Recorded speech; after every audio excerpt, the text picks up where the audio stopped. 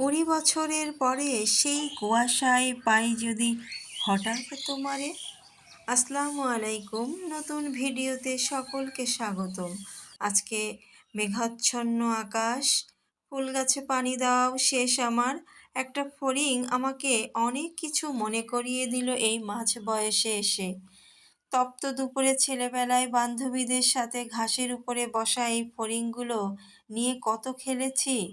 গোল্লাছুট, গাদি খেলা, ইচিং বিচিং, কত কিছু আমাকে মনে করিয়ে দিল।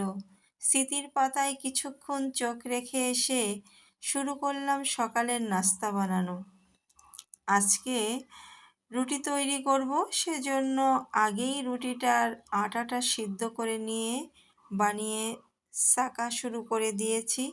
আর 2টা ডিম পেঁয়াজ ঝাল দিয়ে ভালো করে মিক্স করে অল্প অল্প করে 3টা অমলেট বানিয়ে নিলাম। সংসারে আমরা যারা সাংসারিক মানুষ, তারা চাই সবসময় কিভাবে এই দুর্মূল্যের বাজারে স্বল্প খরচে সবার মন সন্তুষ্ট করতে, পাশাপাশি সাংসারিক খরচটাও যাতে কিছুটা কমিয়ে আনা যায়, তার জন্য বিভিন্ন টেকনিক আমাদেরকে ফলো করতে হয়। রুটি বানিয়ে এই যে খাবারটা রেডি করে 2জনে বসে গেলাম খেতে। আর এরপরে তো দুপুরে রান্না আছে। রুটি খেতে ভালোই লাগে, কিন্তু রুটি বানাতে গেলে যে পরিমাণ বাসন সিঙ্কে পড়ে তা দেখলে আর পরবর্তীতে মনে চায় না যে রুটি বানাই।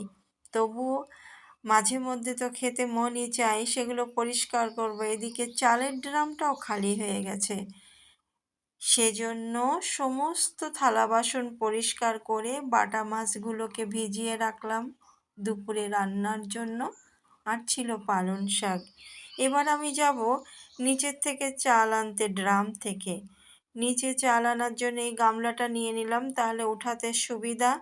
আর আমাদের চাল যে ঘরে থাকে, সেখানে চাল মিনিস্টার হিসেবে বসে থাকেন আমার দাদি শাশুড়ি। একটু মজা করলাম।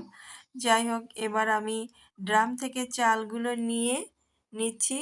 এই লাল গামলায় করে নিতে আমার বেশ সুবিধা হয়। এটা নিয়ে 2বার নিলেই আমার ড্রামটা ভরে যায়, সেজন্য আমি 2বার নিয়ে ড্রামটা ভরে নিলাম। আর রান্না শুরু করে দিচ্ছি এবার দুপুরের। বাটা মাছের ভালো করে লাল করে ভেজে নিয়ে রান্না করলে কিন্তু খুব ভালো লাগে। আমি একটু কড়া করে ভেজে নিয়ে এই যে ঝোলের মধ্যে দিয়ে দিলাম। আর সবাইকে আবারও অনেক অনেক ভালোবাসা জানিয়ে আজকের ভিডিওটি এই পর্যন্তই শেষ করছি। সকলেই ভালো থাকেন, সুস্থ থাকেন। আল্লাহ হাফেজ।